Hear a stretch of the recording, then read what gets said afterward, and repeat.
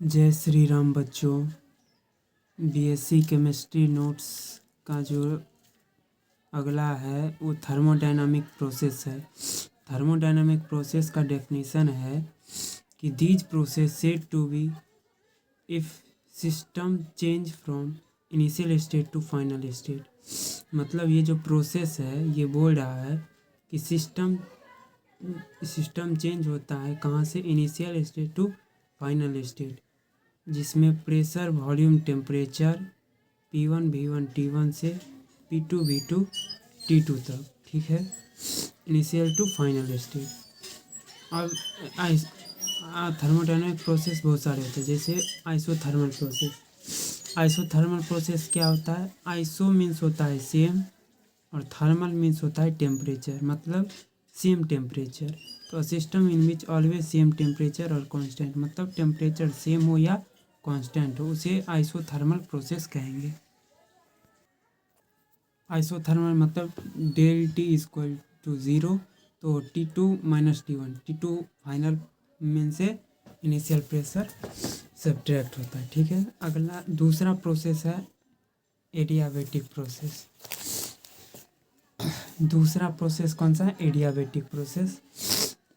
इसमें change in heat होता है, del Q equal to zero.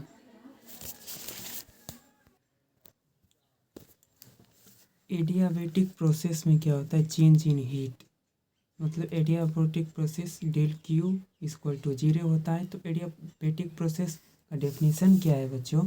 कि a process is said to be adiabatic, मतलब कोई भी प्रोसेस एडियाबेटिक प्रोसेस है जब when system does not exchange any amount of heat with surrounding और वाइस वर्सा। मतलब कोई भी सिस्टम डज नॉट एक्सचेंज नहीं करता है हीट का amount of heat, when system does not exchange any amount of heat with surrounding और vice versa।